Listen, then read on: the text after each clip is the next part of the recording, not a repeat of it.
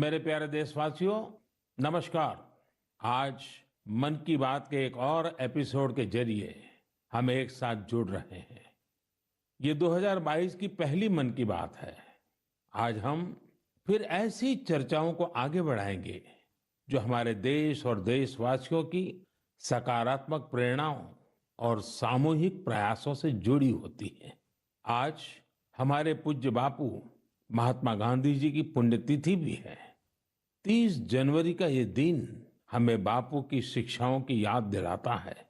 अभी कुछ दिन पहले ही हमने गणतंत्र दिवस भी मनाया।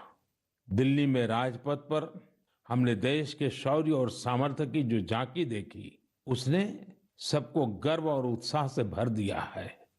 एक परिवर्तन जो आपने देखा होगा, अब गणतंत्र दिवस समारोह 23 जनवरी यानी नेताजी सुभाष चंद्र बोस की जन्म जयंती से शुरू होगा और 30 जनवरी तक यानी गांधी जी की पुण्यतिथि तक चलेगा। इंडिया गेट पर नेताजी की डिजिटल प्रतिमा भी स्थापित की गई है। इस बात का जिस प्रकार से देश ने स्वागत किया, देश के हर कोने से आनंद की जो लहर उठी, हर देशवासी ने जिस प्रकार की भावनाएं प्रकट की, उसे हम कभी भूल नहीं सकते हैं। साथियों, आजादी के अमृत महोत्सव में देश इन प्रयासों के जरिए अपने राष्ट्रीय प्रतीकों को पुनर्प्रतिष्ठित कर रहा है। हमने देखा कि इंडिया गेट के समीप अमर जवान ज्योति और पास में ही नेशनल वॉर मेमोरियल पर प्रज्वलित ज्योति को एक किया गया। इस भावुक अवसर पर कितने ही देशवासियों और शहीद परिवारों की आंखों में आंसू थे। नेशनल वॉर मेमोरियल में आजादी के बाद से शहीद हुए देश के सभी जाबाजों के नाम अंकित किए गए हैं। मुझे सेना के कुछ पूर्व जवानों ने पत्र लिखकर कहा है कि शहीदों की स्मृति के सामने प्रज्वलित हो रही अमर जवान ज्योति शहीदों की अमरता का प्रतीक है। सच में अमर जवान ज्योति की ही तरह हमारे शहीद, उनकी प्रेरणा और उनके योगदान भी अमर है। मैं आप सभी से कहूंगा, जब भी अवसर मिले नेशनल वॉर मेमोरियल जरूर जाएं। अपने परिवार और बच्चों को भी जरूर ले जाएं। यहाँ आपको एक अलग ऊर्जा और प्रेरणा का अनुभव होगा। साथियों, अमृत महोत्सव के इन आयोजनों के बीच देश में कई महत्वपूर्ण राष्ट्रीय पुरस्कार भी दिए गए हैं। एक है प्रधानमंत्री राष्ट्रीय बाल पुरस्कार। ये पुरस्कार उन बच्चों को मिले जिन्होंने छोटी सी उम्र में साहसिक और प्रेरणादायी काम किए हैं। हम सबको अपने घरों में इन बच्चों के बारे में जरूर बताना चाहिए। इनसे हमारे बच्चों को भी प्रेरणा मिलेगी और उनके भीतर देश का नाम रोशन करने का उत्साह जगेगा। देश में अभी पद्म सम्मान की भी घोषणा हुई है। पद्म पुरस्कार पाने वाले में कई ऐसे नाम भी हैं जिनके बारे में बहुत कम लोग जानते हैं। ये हमारे देश के अनसंग हीरोज हैं, जिन्होंने साधारण परिस्थितियों में असाधारण काम किए हैं। जैसे कि उत्तराखंड की बसंती देवी जी को पद्मश्री से सम्मानित किया गया है। बसंती देवी ने अपना पूरा जीवन संघर्षों के बीच जिया। कम उम्र में ही उनके पति का निधन हो गया था और वो एक आश्रम में रहने लगी। यहाँ रहकर उन्होंने नदी को बचाने के लिए संघर्ष किया और पर्यावरण के लिए असाधारण योगदान दिया। उन्होंने महिलाओं के सशक्तिकरण के लिए भी काफी काम किया है। इसी तरह मणिपुर की 77 साल की लोरेम्बम बिनो देवी दशकों से मणिपुर की लीबा टेक्सटाइल आर्ट का संरक्षण कर रही है। उन्हें भी पद्मश्री से सम्मानित किया गया है। मध्य प्रदेश के अर्जुन सिंह को बैगा आदिवासी नृत्य की कला को पहचान दिलाने के लिए पद्म सम्मान मिला है। पद्म सम्मान पाने वाले एक और व्यक्ति हैं श्रीमान अमाई महालिंगा नाइक। एक किसान है और कर्नाटका के रहने वाले हैं।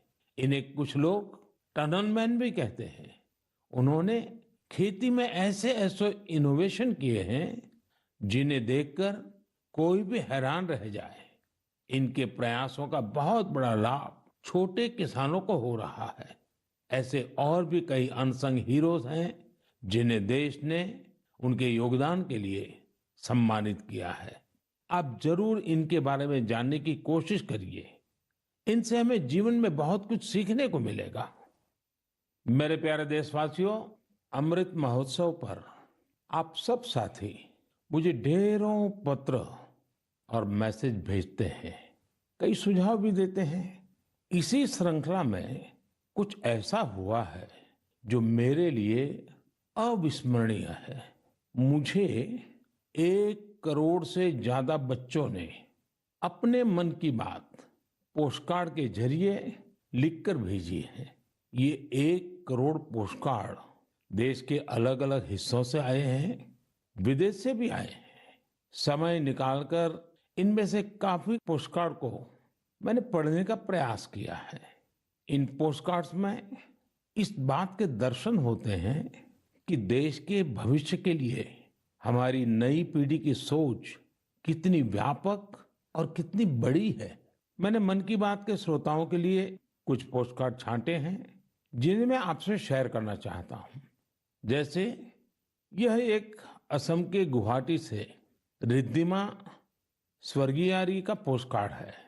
रिद्धिमा क्लास 7th की स्टूडेंट है और उन्होंने लिखा है कि वो आजादी के 100वें साल में एक ऐसा भारत देखना चाहती हैं जो दुनिया का सबसे स्वच्छ देश हो, आतंकवाद से पूरी तरह से मुक्त हो, 100% साक्षर देशों में शामिल हो, जीरो एक्सीडेंट कंट्री हो और सस्टेनेबल तकनीक से फूड सिक्योरिटी में सक्षम हो। रिद्धिमा, हमारी बेटियां जो सोचती हैं, जो सपने देश के लिए देखती हैं, वो तो पूरे होते ही हैं जब सबके प्रयास जुड़ेंगे। आपकी युवा पीढ़ी इसे लक्ष्य बनाकर काम करेगी तो आप भारत को जैसा बनाना चाहती हैं वैसे जरूर होगा। एक पोस्टकार्ड मुझे उत्तर प्रदेश के प्रयागराज की नव्या वर्मा का भी मिला है।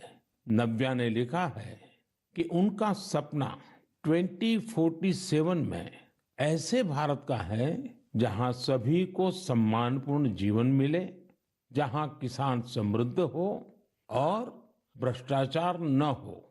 नव्या, देश के लिए आपका सपना बहुत सराहनीय है। इस दिशा में देश तेजी से आगे भी बढ़ रहा है। आपने भ्रष्टाचार मुक्त भारत की बात की। भ्रष्टाचार तो दीमक की तरह देश को खोखला करता है। उससे मुक्ति के लिए 2047 का इंतजार क्यों? ये काम हम सभी देशवासियों को, आज की युवा पीढ़ी को मिलकर करना है, जल्द से जल्द करना है। और इसके लिए बहुत जरूरी है कि हम अपने कर्तव्यों को प्राथमिकता दें। जहां कर्तव्य निभाने का एहसास होता है, कर्तव्य सर्वोपरि होता है, वहां भ्रष्टाचार फटक भी नहीं सकता। साथियों, एक और पोस्टकार्ड मेरे सामने है चेन्नई से मोहम्मद इब्राहिम का। इब्राहिम 2047 में भारत को रक्षा के क्षेत्र में एक बड़ी ताकत के रूप में देखना चाहते हैं। वो चाहते हैं कि चंद्रमा पर भारत का अपना रिसर्च बेस हो और मंगल पर भारत मानव आबादी को बसाने का काम शुरू करे। साथ ही इब्राहिम पृथ्वी को भी प्रदूषण से मुक्त करने में भारत की बड़ी भूमिका देखते हैं। इब्राहिम, जिस देश के पास आप जैसे नौजवान हो, उसके लिए कुछ भी असंभव नहीं है। साथियों, मेरे सामने एक और पत्र है मध्य प्रदेश के रायसेन में सरस्वती विद्या मंदिर में क्लास 10 की छात्रा भावना का। सबसे पहले तो मैं भावना को कहूंगा कि आपने जिस तरह अपने पोस्टकार्ड को तिरंगे से सजाया है वो मुझे बहुत अच्छा लगा। भावना ने क्रांतिकारी शिरीष कुमार के बारे में लिखा है। साथियों, मुझे गोवा से लॉरेंसियो परेरा का पोस्टकार्ड भी मिला है। ये क्लास 12 की स्टूडेंट है। इनके पत्र का भी विषय है आजादी के अनसंग हीरोज। मैं इसका हिंदी भावार्थ आपको बता रहा हूं। इन्होंने लिखा है, भिकाजी कामा भारतीय स्वतंत्रता संग्राम में शामिल रही सबसे बहादुर महिलाओं में से एक थी। उन्होंने बेटियों को सशक्त करने के लिए देश विदेश में बहुत से अभियान चलाए, अनेक प्रदर्शनियां लगाई। निश्चित तौर पर भिकाजी कामा स्वाधीनता आंदोलन की सबसे जाबाज महिलाओं में से एक थी। 1907 में उन्होंने जर्मनी में तिरंगा फहराया था। इस तिरंगे को डिजाइन करने में जिस व्यक्ति ने उनका साथ दिया था वो थे श्री श्यामजी कृष्ण वर्मा। श्री श्यामजी कृष्ण वर्मा जी का निधन 1930 में जेनेवा में हुआ था। उनकी अंतिम इच्छा थी कि भारत की आजादी के बाद उनकी अस्थियां भारत लाई जाए। वैसे तो 1947 में आजादी के दूसरे ही दिन उनकी अस्थियां भारत वापस लानी चाहिए थी, लेकिन ये काम नहीं हुआ। शायद परमात्मा की इच्छा होगी ये काम मैं करूं, और इस काम का सौभाग्य भी मुझे ही मिला। जब मैं गुजरात का मुख्यमंत्री था तो वर्ष 2003 में उनकी अस्थियां भारत लाई गई थी। श्यामजी कृष्ण वर्मा जी की स्मृति में उनके जन्म स्थान कच्छ के मांडवी में एक स्मारक का निर्माण भी हुआ है। साथियों, भारत की आजादी के अमृत महोत्सव का उत्साह केवल हमारे देश में ही नहीं है। मुझे भारत के मित्र देश क्रोएशिया से भी 75 पोस्टकार्ड मिले हैं। क्रोएशिया के जाग्रेब में school of applied arts and design के स्टूडेंट्स, उन्होंने ये 75 कार्ड्स भारत के लोगों के लिए भेजे हैं और अमृत महोत्सव की बधाई दी है। मैं आप सभी देशवासियों की तरफ से क्रोएशिया और वहां के लोगों को धन्यवाद देता हूं। मेरे प्यारे देशवासियों, भारत शिक्षा और ज्ञान की तपोभूमि रहा है। हमने शिक्षा को किताबी ज्ञान तक ही सीमित नहीं रखा, बल्कि इसे जीवन के एक समग्र अनुभव के तौर पर देखा है। हमारे देश की महान विभूतियों का भी शिक्षा से गहरा नाता रहा है। पंडित मदन मोहन मालवीय जी ने जहां बनारस हिंदू विश्वविद्यालय की स्थापना की, वहीं महात्मा गांधी ने गुजरात विद्यापीठ के निर्माण में अहम भूमिका निभाई। गुजरात के आणंद में एक बहुत ही प्यारी जगह है वल्लभ विद्यानगर। सरदार पटेल के आग्रह पर उनके दो सहयोगियों भाई काका और भीखाभाई ने वहां युवाओं के लिए शिक्षा केंद्रों की स्थापना की। इसी तरह पश्चिम बंगाल में गुरुदेव रविंद्रनाथ टैगोर ने शांति निकेतन की स्थापना की। महाराजा गायकवाड़ भी शिक्षा के प्रबल समर्थकों में से एक थे। उन्होंने कई शिक्षण संस्थानों का निर्माण करवाया और डॉक्टर अंबेडकर और श्री अरविंदो समेत अनेक विभूतियों को उच्च शिक्षा के लिए प्रेरित किया। ऐसे ही महानुभावों की सूची में एक नाम राजा महेंद्र प्रताप सिंह जी का भी है। राजा महेंद्र प्रताप सिंह जी ने एक टेक्निकल स्कूल की स्थापना के लिए अपना घर ही सौंप दिया था। उन्होंने अलीगढ़ और मथुरा में शिक्षा केंद्रों के निर्माण के लिए खूब आर्थिक मदद की। कुछ समय पहले मुझे अलीगढ़ में उनके नाम पर एक यूनिवर्सिटी की आधारशिला रखने का भी सौभाग्य प्राप्त हुआ। मुझे खुशी है कि शिक्षा के प्रकाश को जन जन तक पहुंचाने की वही जीवंत भावना भारत में आज भी कायम है। क्या आप जानते हैं कि इस भावना की सबसे सुंदर बात क्या है? वो ये है कि शिक्षा को लेकर ये जागरूकता समाज में हर स्तर पर दिख रही है। तमिलनाडु के त्रिपुर जिले के उदुमलपेट ब्लॉक में रहने वाली तायम्मल जी का उदाहरण तो बहुत ही प्रेरणादायी है। तायम्मल जी के पास अपनी कोई जमीन नहीं है। बरसों से इनका परिवार नारियल पानी बेचकर अपना गुजर बसर कर रहा है। आर्थिक स्थिति भले अच्छी ना हो, लेकिन तायम्मल जी ने अपने बेटे बेटी को पढ़ाने में कोई कसर बाकी नहीं छोड़ी थी। उनके बच्चे Chinnaveerampatti panchayat union middle school में पढ़ते थे। ऐसे ही एक दिन स्कूल में अभिभावकों के साथ मीटिंग में ये बात उठी कि कक्षाओं और स्कूल की स्थिति को सुधारा जाए, स्कूल इंफ्रास्ट्रक्चर को ठीक किया जाए। तायम्मल जी भी उस मीटिंग में थी। उन्होंने सब कुछ सुना। इसी बैठक में फिर चर्चा इन कामों के लिए पैसे की कमी पर आकर टिक गई। इसके बाद तायम्मल जी ने जो किया उसकी कल्पना कोई नहीं कर सकता था। जिन तायम्मल जी ने नारियल पानी बेच बेचकर कुछ पूंजी जमा की थी, उन्होंने 1 लाख रुपए स्कूल के लिए दान कर दिए। वाकई ऐसा करने के लिए बहुत बड़ा दिल चाहिए, सेवा भाव चाहिए। तायम्मल जी का कहना है, अभी जो स्कूल है उसमें 8वीं कक्षा तक की पढ़ाई होती है। अब जब स्कूल का इंफ्रास्ट्रक्चर सुधर जाएगा तो यहाँ हायर सेकेंडरी तक की पढ़ाई होने लगेगी। हमारे देश में शिक्षा को लेकर यह वही भावना है जिसकी मैं चर्चा कर रहा था। मुझे आईआईटी बीएचयू के एक एल्यूमिनस के इस तरह के दान के बारे में भी पता चला है। बीएचयू के पूर्व छात्र जय चौधरी जी ने आईआईटी बीएचयू फाउंडेशन को $1 मिलियन यानी करीब करीब 7.5 करोड़ रुपया डोनेट किए। साथियों, हमारे देश में अलग अलग क्षेत्रों से जुड़े बहुत सारे लोग हैं जो दूसरों की मदद कर समाज के प्रति अपनी जिम्मेदारी का निर्वाह कर रहे हैं।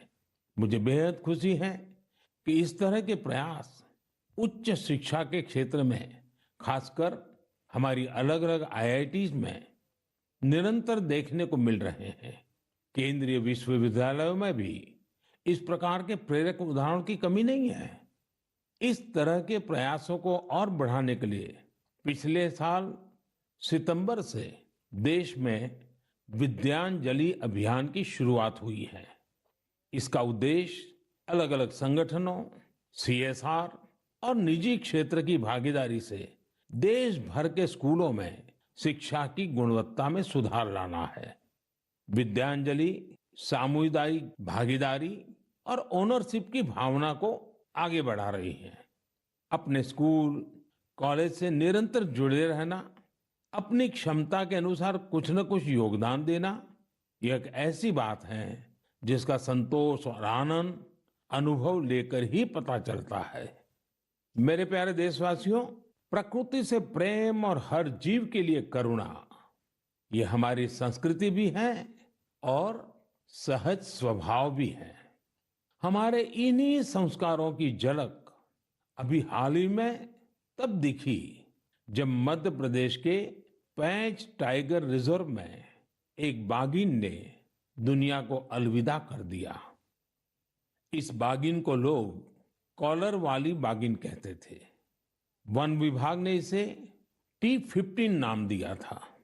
इस बाघिन की मृत्यु ने लोगों को इतना भावुक कर दिया जैसे उनका कोई अपना दुनिया छोड़ गया हो। लोगों ने बाकायदा उसका अंतिम संस्कार किया, उसे पूरे सम्मान और स्नेह के साथ विदाई दी। आपने भी ये तस्वीरें सोशल मीडिया में जरूर देखी होगी। पूरी दुनिया में प्रकृति और जीवों के लिए हम भारतीयों के इस प्यार की खूब सराहना हुई। कॉलर वाली बाघिन ने जीवन काल में 29 शावकों को जन्म दिया और 25 को पाल पोसकर बड़ा भी बनाया। हमने T15 के इस जीवन को भी सेलिब्रेट किया और जब उसने दुनिया छोड़ी तो उसे भावुक विदाई भी दी। यही तो भारत के लोगों की खूबी है। हम हर चेतन जीव से प्रेम का संबंध बना लेते हैं। ऐसा ही एक दृश्य हमें इस बार गणतंत्र दिवस की परेड में भी देखने को मिला। इस परेड में प्रेसिडेंट्स बॉडीगार्ड्स के चार्जर घोड़े विराट ने अपनी आखिरी परेड में हिस्सा लिया। घोड़ा विराट 2003 में राष्ट्रपति भवन आया था और हर बार गणतंत्र दिवस पर कमांडेंट चार्जर के तौर पर परेड को लीड करता था। जब किसी विदेशी राष्ट्राध्यक्ष का राष्ट्रपति भवन में स्वागत होता था, तब भी वह अपनी ये भूमिका निभाता था। इस वर्ष आर्मी डे पर घोड़े विराट को सेना प्रमुख द्वारा कॉज कमेंडेशन कार्ड भी दिया गया। विराट की विराट सेवाओं को देखते हुए उसकी सेवानिवृत्ति के बाद उतने ही भव्य तरीके से उसे विदाई दी गई। मेरे प्यारे देशवासियों, जब एकनिष्ठ प्रयास होता है, नेक नियत से काम होता है, तो उसके परिणाम भी मिलते हैं। इसका एक बेहतरीन उदाहरण सामने आया है असम से। असम का नाम लेते ही वहां के चाय बागान और बहुत सारे नेशनल पार्क का ख्याल आता है। साथ ही एक सींग वाले गैंडे यानी वन हॉर्न्ड राइनो की तस्वीर भी हमारे मन में उभरती है। आप सभी जानते हैं कि एक सींग वाला गैंडा हमेशा से असमिया संस्कृति का हिस्सा रहा है। भारत रत्न भूपेन हजारिका जी का ये गीत हर एक कान में गूंजता होगा। কাজিৰঙাৰ চিৰ সেউজ পৰিৱেশ হস্তি ব্যাঘ্ৰৰে পাত এক খড়গড় গড় পৃথিৱীয়ে চাই পক্ষীৰ সুদিয়া প্ৰকাশ মোৰ কাজিৰঙা নহয় যে বন্য। साथियों, इस गीत का जो अर्थ है वो बहुत सुसंगत है। इस गीत में कहा गया है, काजीरंगा का हरा भरा परिवेश, हाथी और बाघ का निवास, एक सींग वाले गैंडे को पृथ्वी देखे, पक्षियों का मधुर कलरव सुने। असम की विश्व प्रसिद्ध हथकरघा पर बुनी गई मूंगा और एरी की पोशाकों में भी गैंडों की आकृति दिखाई देती है। असम की संस्कृति में जिस गैंडे की इतनी बड़ी महिमा है, उसे भी संकटों का सामना करना पड़ता था। वर्ष 2013 में 37 और 2014 में 32 गैंडों को तस्करों ने मार डाला था। इस चुनौती से निपटने के लिए पिछले 7 वर्षों में असम सरकार के विशेष प्रयासों से गैंडों के शिकार के खिलाफ एक बहुत बड़ा अभियान चलाया गया। पिछले 22 सितंबर को वर्ल्ड राइनो डे के मौके पर तस्करों से जब्त किए गए 2400 से ज्यादा सींगों को जला दिया गया था। यह तस्करों के लिए एक सख्त संदेश था। ऐसे ही प्रयासों का नतीजा है कि अब असम में गैंडों के शिकार में लगातार कमी आ रही है।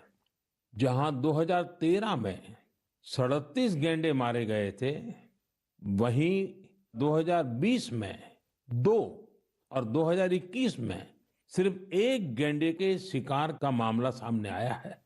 मैं गैंडों को बचाने के लिए असम के लोगों के संकल्प की सराहना करता हूं।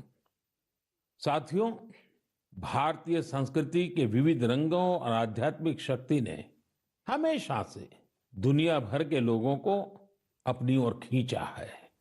अगर मैं आपसे कहूं कि भारतीय संस्कृति अमेरिका, कनाडा, दुबई, सिंगापुर, पश्चिमी यूरोप और जापान में बहुत ही लोकप्रिय है, तो ये बात आपको बहुत सामान्य लगेगी, आपको कोई हैरानी नहीं होगी। लेकिन अगर ये कहूं कि भारतीय संस्कृति का लैटिन अमेरिका और साउथ अमेरिका में भी बड़ा आकर्षण है, तो आप एक बार जरूर सोच में पड़ जाएंगे। मैक्सिको में खादी को बढ़ावा देने की बात हो या फिर ब्राजील में भारतीय परंपराओं को लोकप्रिय बनाने का प्रयास, मन की बात में हम इन विषयों पर पहले चर्चा कर चुके हैं। आज मैं आपको अर्जेंटीना में फहरा रहे भारतीय संस्कृति के परचम के बारे में बताऊंगा। अर्जेंटीना में हमारी संस्कृति को बहुत पसंद किया जाता है। 2018 में मैंने अर्जेंटीना की अपनी यात्रा के दौरान योग के कार्यक्रम में योगा फॉर पीस में हिस्सा लिया था। यहाँ अर्जेंटीना में एक संस्था है, हस्तिनापुर फाउंडेशन। आपको सुनकर के आश्चर्य होता है ना, कहाँ अर्जेंटीना और वहां भी हस्तिनापुर फाउंडेशन। यह फाउंडेशन अर्जेंटीना में भारतीय वैदिक परंपराओं के प्रसार में जुटा है। इसकी स्थापना 40 साल पहले एक मैडम प्रोफेसर एडा एल्ब्रेट ने की थी। आज प्रोफेसर एडा एल्ब्रेट 90 वर्ष की होने जा रही है। भारत के साथ उनका जुड़ाव कैसे हुआ, ये भी बहुत दिलचस्प है। जब वो 18 साल की थी, तब पहली बार भारतीय संस्कृति की शक्ति से उनका परिचय हुआ। उन्होंने भारत में काफी समय भी बिताया, भगवत गीता और उपनिषदों के बारे में गहराई से जाना। आज हस्तिनापुर फाउंडेशन के 40,000 से अधिक सदस्य हैं और अर्जेंटीना एवं अन्य लैटिन अमेरिकी देशों में इसकी करीब 30 शाखाएं हैं। हस्तिनापुर फाउंडेशन ने स्पेनिश भाषा में 100 से अधिक वैदिक और दार्शनिक ग्रंथ भी प्रकाशित किए हैं। इनका आश्रम भी बहुत मनमोहक है। आश्रम में 12 मंदिरों का निर्माण कराया गया है, जिनमें अनेक देवी देवताओं की मूर्तियां हैं। इन सब के केंद्र में एक ऐसा मंदिर भी है जो अद्वैतवादी ध्यान के लिए बनाया गया है। साथियों, ऐसे ही सैकड़ों उदाहरण यह बताते हैं हमारी संस्कृति हमारे लिए ही नहीं बल्कि पूरी दुनिया के लिए एक अनमोल धरोहर है। दुनिया भर के लोग उसे जानना चाहते हैं, समझना चाहते हैं, जीना चाहते हैं। हमें भी पूरी जिम्मेदारी के साथ अपनी सांस्कृतिक विरासत को खुद अपने जीवन का हिस्सा बनाते हुए सब लोगों तक पहुंचाने का प्रयास करना चाहिए। मेरे प्यारे देशवासियों, मैं अब आपसे और खासकर अपने युवाओं से एक प्रश्न करना चाहता हूं। आप सोचिए, आप एक बार में कितने पुशअप कर सकते हैं? मैं जो आपको बताने वाला हूं वो निश्चित रूप से आपको आश्चर्य से भर देगा। मणिपुर में 24 साल के युवा थोना ओजम निरंजॉय सिंह ने 1 मिनट में 109 पुशअप्स का रिकॉर्ड बनाया है। निरंजॉय सिंह के लिए रिकॉर्ड तोड़ना कोई बात नहीं है। इससे पहले भी उन्होंने 1 मिनट में एक हाथ से सबसे ज्यादा नकल पुशअप्स का रिकॉर्ड बनाया था। मुझे पूरा विश्वास है कि निरंजॉय सिंह से आप प्रेरित होंगे और फिजिकल फिटनेस को अपने जीवन का हिस्सा बनाएंगे। साथियों, आज मैं आपके साथ लद्दाख की एक ऐसी जानकारी साझा करना चाहता हूं जिसके बारे में जानकर आपको जरूर गर्व होगा। लद्दाख को जल्द ही एक शानदार ओपन सिंथेटिक ट्रैक और एस्ट्रो टर्फ फुटबॉल स्टेडियम की सौगात मिलने वाली है। यह स्टेडियम 10,000 फीट से अधिक की ऊंचाई पर बन रहा है और इसका निर्माण जल्द पूरा होने वाला है। लद्दाख का यह सबसे बड़ा ओपन स्टेडियम होगा जहां 30,000 दर्शक एक साथ बैठ सकेंगे। लद्दाख के इस आधुनिक फुटबॉल स्टेडियम में 8 लेन वाला एक सिंथेटिक ट्रैक भी होगा। इसके अलावा यहाँ 1,000 बेड वाले एक हॉस्टल की सुविधा भी होगी। आपको ये जानकर भी अच्छा लगेगा कि इस स्टेडियम को फुटबॉल की सबसे बड़ी संस्था फीफा ने भी सर्टिफाई किया है। जब भी स्पोर्ट्स का ऐसा कोई बड़ा इंफ्रास्ट्रक्चर तैयार होता है तो यह देश के युवाओं के लिए बेहतरीन अवसर लेकर आता है। साथ साथ जहां ये व्यवस्था होती है वहां भी देश भर के लोगों का आना जाना होता है, टूरिज्म को बढ़ावा मिलता है और रोजगार के अनेक अवसर पैदा होते हैं। इस स्टेडियम का भी लाभ लद्दाख के हमारे अनेकों युवाओं को होगा। मेरे प्यारे देशवासियों, मन की बात में इस बार भी हमने अनेक विषयों पर बात की। एक विषय और है जो इस समय सबके मन में है और वो है कोरोना का। कोरोना की नई वेव से भारत बहुत सफलता के साथ लड़ रहा है। ये भी गर्व की बात है कि अब तक करीब करीब 4.5 करोड़ बच्चों ने कोरोना वैक्सीन की डोज ले ली है। इसका मतलब यह हुआ कि 15 से 18 साल की आयु वर्ग के लगभग 60% यूथ ने 3 से 4 हफ्ते में ही टीके लगवा लिए हैं। इससे न केवल हमारे युवाओं की रक्षा होगी, बल्कि उन्हें पढ़ाई जारी रखने में भी मदद मिलेगी। एक और अच्छी बात यह भी है कि 20 दिन के भीतर ही 1 करोड़ लोगों ने प्रिकॉशन डोज भी ले ली है। अपने देश की वैक्सीन पर देशवासियों का ये भरोसा हमारी बहुत बड़ी ताकत है। अब तो कोरोना संक्रमण के केस भी कम होने शुरू हुए हैं। ये बहुत सकारात्मक संकेत है। लोग सुरक्षित रहें, देश की आर्थिक गतिविधियों की रफ्तार बनी रहे, हर देशवासी की यही कामना है। और आप तो जानते ही हैं, मन की बात में कुछ बातें मैं कहे बिना रह ही नहीं सकता हूं। जैसे स्वच्छता अभियान को हमें भूलना नहीं है, सिंगल यूज प्लास्टिक के खिलाफ अभियान को हमें और तेजी लानी जरूरी है। वोकल फॉर लोकल का मंत्र ये हमारी जिम्मेवारी है। हमें आत्मनिर्भर भारत अभियान के लिए जी जान से जुटे रहना है। हम सबके प्रयास से ही देश विकास की नई ऊंचाइयों पर पहुंचेगा। इसी कामना के साथ मैं आपसे विदा लेता हूं। बहुत बहुत धन्यवाद।